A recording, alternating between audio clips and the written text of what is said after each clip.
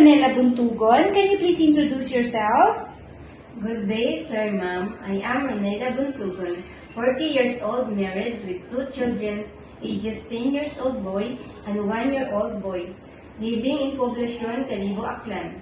And I have 3 brothers and 4 sisters. I am third child of the family. I am a college graduate. I took computer programming. Okay, ma'am. Do you have work experience abroad? Yes, ma'am. I work in Hong Kong as domestic helper for 2 years with 2 children, ages 5 months old and 5 years old.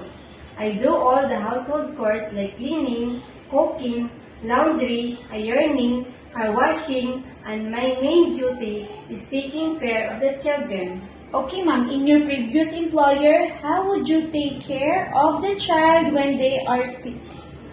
I always securing the safety needs of children, ma'am. If the baby is sick, I will check the temperature. If the baby is sick, I will call my employer. Okay, how would you describe yourself? I am a honest and responsible person, ma'am. Okay, do you have any tattoo? No, ma'am. Do you have surgery or serious sickness before? No, ma'am. Do you have an allergy to certain foods? No, ma'am. Okay, ma'am. Why do you want to work abroad? I wanted to work abroad, ma'am, to provide for my family, especially for my children, and to able financially stable the future. Okay, ma'am. If you get hired, who will take care of your child or your children, ma'am? My sister, Okay, ma'am. If you're homesick, what would you do? I will focus my work and remind myself that I need this job for my family. Okay.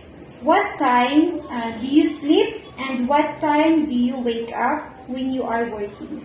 I usually sleep around 10 p.m.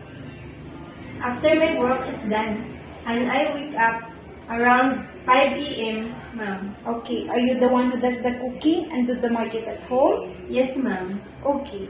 Sometimes kids are super active and they tend to be out of control. How would you control your temper, ma'am? I will be more patient and calmer dealing with them, ma'am. Okay. When you visited the parents of your employer or the relatives or the friends of your employer, will you help and do the houseworks there? Yes, ma'am. Okay. Can you promise not to lend money in Hong Kong? Yes, ma'am. Okay. Are you scared of dogs and cats? No, ma'am. Okay. Are you willing to share your room with the children? Yes, ma'am. Okay.